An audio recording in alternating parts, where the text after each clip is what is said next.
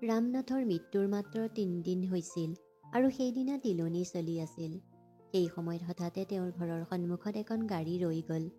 তাৰ পৰা এজন মানুহ নামি আহি শোকত বহি থকা মানুহৰ মাজলৈ গৈ ক'লে, ৰামনাথৰ উত্তৰাধিকাৰী কোন? তাত প্ৰায় ৩০ৰ পৰা ৪০জন মানুহ বহি আছিল। তেওঁলোক সকলোৱে এনে এটা প্ৰশ্ন কৰা মানুহজনৰ মুখলৈ চাবলৈ ধৰিলে। তাতে ৰামনাথৰ পুতেকহঁতেও বহি আছিল। তেতিয়া ৰামনাথৰ ৩ পুত্ৰই হাত দাঙি ক'লে, আমি তেওঁৰ ল'ৰা, কোৱা আমাৰ লগত তোমাৰ কি কাম আছিল? ভালদৰে চাই মানুহজনে ক'লে, ২০ বছৰ আগতে ৰামনাথে মোৰ চহৰত কাম কৰিছিল। সেই সময়ত তেওঁ মোৰ পৰা কিছু টকা ধাৰ লৈছিল। সুদসহ সেই ধনৰাশি এতিয়া ৩০ লাখ টকা হৈ গৈছে। আজি মই সেই টকাখিনি নিবলৈ আহিছোঁ। মানুহজনে এই কথা কোৱাৰ লগে লগে তাত উপস্থিত থকা মানুহৰ মাজত বু বু বা বা আৰম্ভ হ'ল। চৰকাৰী চাকৰিত থকা ৰামনাথৰ ডাঙৰ ল'ৰা থিয় হৈ তেওঁক ক'লে, আপোনাৰ হাতত কি প্ৰমাণ আছে যে মোৰ দেউতাই আপোনাৰ পৰা ধাৰ লৈছিল? মানুহজনে ক'লে, মই এজন উকীল। মই ইমান মূৰ্খ নহয় যে কোনো প্ৰমাণ নোহোৱাকৈ আহিম। মোৰ হাতত ৩০ টকীয়া উইল আছে, যাৰ ওপৰত তোমাৰ দেউতাই নিজৰ হাতেৰে সম্পূৰ্ণ সবিশেষ লিখিছে আৰু ইয়াত চহীও কৰিছে। ডাঙৰ পুতেকে ক'লে, মই এই কথা বিশ্বাস নকৰোঁ। মই তোমাক প্ৰবঞ্চক বুলি গণ্য কৰোঁ। ২০ বছৰ ধৰি তুমি মনে মনে থাকিলা আৰু এতিয়া দেউতাৰ মৃত্যুৰ পিছত তোমাৰ হঠাৎ আগমন মনত পৰিল। দেউতাই টকাখিনি লৈছিল যদিও তেওঁৰ মৃত্যুৰ লগে লগে চুক্তি শেষ হ'ল তেওঁৰ লগত। ৰামনাথৰ দ্বিতীয় পুত্ৰ যি ঠিকাদাৰ আছিল, তেওঁ বিল্ডিং নিৰ্মাণৰ কাম কৰিছিল। তেওঁ থিয় হৈ ক'লে, উকীল ছাৰ, আপুনি যি ভৰিৰে আহিছে সেই ভৰিৰেই উভতি যাওক। আপুনি টকা দেউতা জীয়াই থাকোঁতেই বিচাৰি আহিব লাগিছিল। আমাৰ দেউতাই আমাক কেতিয়াও কোৱা নাছিল যে তেওঁৰ কোনো ঋণ আছে। অধিবক্তাই ক'লে, মই আগতে অহা নাছিলোঁ কাৰণ টকা ঘূৰাই লোৱাৰ আজি শেষ তাৰিখ আছিল। উভতি যোৱাৰ আগতে কওঁ যে মই যুঁজিবলৈ অহা নাই। মই ইয়াৰ পৰা মনে মনে ওলাই যাম। যদি আপুনি আপোনাৰ দেউতাৰ ঋণ দিবলৈ অস্বীকাৰ কৰে তেন্তে মই আদালতৰ কাষ চাপিম। কিন্তু ৰামনাথৰ লগত মোৰ বন্ধুত্বপূৰ্ণ সম্পৰ্ক আছিল। তেওঁৰ মৃত্যুৰ পিছত মই সেইটো নিবিচাৰোঁ যে তেওঁৰ মৃত্যুৰ পিছত তেওঁৰ সন্মান হানি হওক। গতিকে কিছু ৰেহাই দিম, কিন্তু যদি তোমালোকে ঋণ পৰিশোধ কৰিম বুলি কোৱা। ৩ পুত্ৰ মৌন হৈ থাকিল। কোনেও ঋণ দিয়াৰ সাহস দেখুৱাব নোৱাৰিলে। উকীল, এইয়াই আপোনাৰ সমাজৰ মানুহ। পুত্ৰ মনে মনে থাকিল, কোনেও ঋণ পৰিশোধ কৰাৰ সাহস দেখুৱাব নোৱাৰিলে। উকীলজনে আকৌ ক'লে, তোমালোকৰ সমাজৰ মানুহ ইয়াত বহি আছে, আত্মীয়ও বহি আছে। তোমালোকে দেউতাক সন্মানৰ কথা চিন্তা নকৰা নেকি? হঠাৎ ৰামনাথৰ সৰু পুতেক ৰমেশে থিয় হৈ ক'লে, আপুনি মোক প্ৰমাণ দেখুৱাওক। মই মোৰ দেউতাৰ ঋণ পৰিশোধ কৰিবলৈ সাজু। এই কথা কোৱাৰ লগে লগে আন মহিলাৰ সৈতে দুৱাৰমুখত থিয় হৈ থকা তেওঁৰ পত্নীয়ে গোটেই কথাটো শুনি বুজি পোৱাত পত্নীয়ে খৰধৰকৈ ওলাই আহিল। তাৰপিছত স্বামীৰ হাতত ধৰি ভিতৰলৈ লৈ গ'ল আৰু এই কথা ক'লে, কি কৰি আছে? ৩০ লাখ টকা ক'ৰ পৰা দিব? আমাৰ হাতত ৩০,০০০ টকাও নাই। আপোনাৰ দাদা দুজনৰ ইমান টকা পইচা থকাৰ পিছতো মনে মনে বহি আছে। আপুনি দেউতাকৰ ঋণ পৰিশোধ কৰাৰ ইমান বৃহৎ বোজা নিজৰ ওপৰত কিয় লৈছে? ৰমেশৰ মাত্ৰ অলপ মাটি আছিল।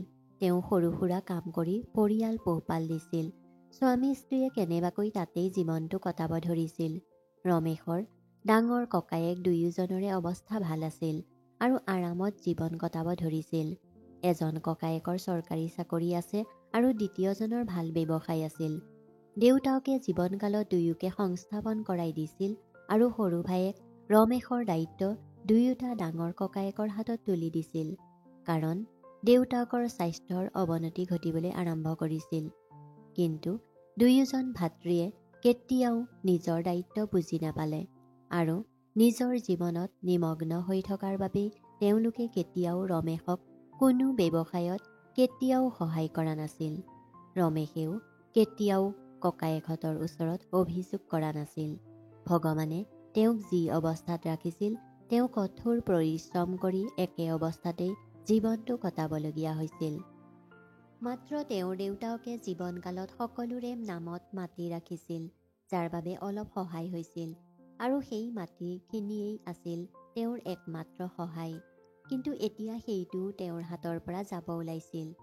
ৰমেশে পত্নীক ক'লে, মই মোৰ মাটিখিনি বিক্ৰী কৰিম, কিন্তু মোৰ দেউতাৰ নাম নষ্ট হ'বলৈ নিদিওঁ। পত্নীয়ে চকুলো টুকি ক'লে, তোমাৰ এই অভ্যাসৰ বাবেই আমি দুখীয়া। ভগৱানৰ স্বাৰ্থত এইটো নকৰিবা। মাটি বিক্ৰী হ'লে আমি কি খাম? আমি ইয়াৰ সহায়ত দিন পাৰ কৰিছোঁ। ৰমেশে পত্নীৰ কান্ধত হাত থৈ ক'লে, তুমি সুখ দুখ প্ৰতি খোজতে মোৰ লগত আছা। আজি মৃত দেউতাৰ সন্মানৰ প্ৰশ্ন গোটেই গাঁৱৰ সন্মুখত মোক মূৰ তল কৰি খোজকাঢ়ি যোৱাটো ভাল পাবানে? তুমি মোক সদায় প্ৰকৃত মানুহ বুলি কোৱা, তেন্তে আজি তোমাৰ কি হ'ল?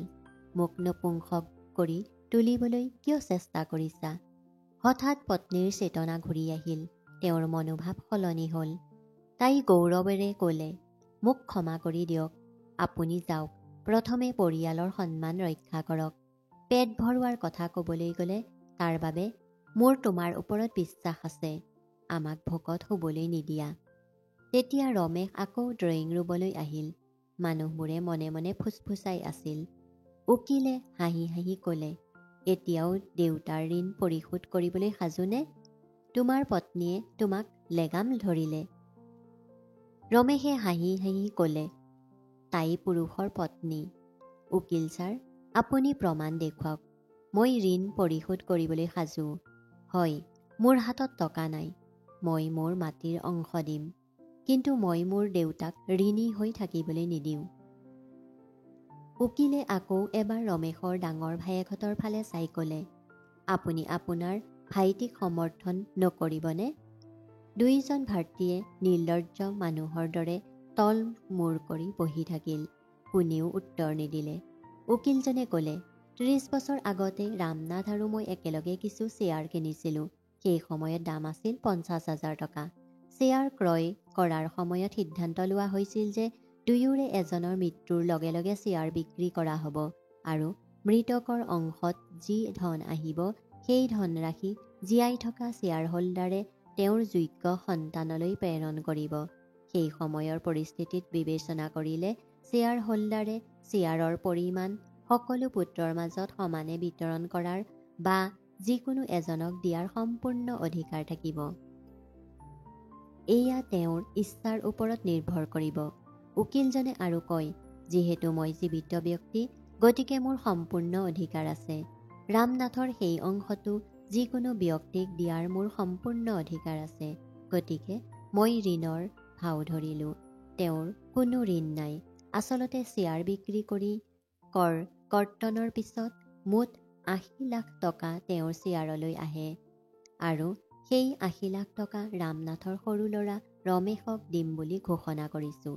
কাৰণ ৰমেশ তেওঁলোকৰ প্ৰকৃত মালিক।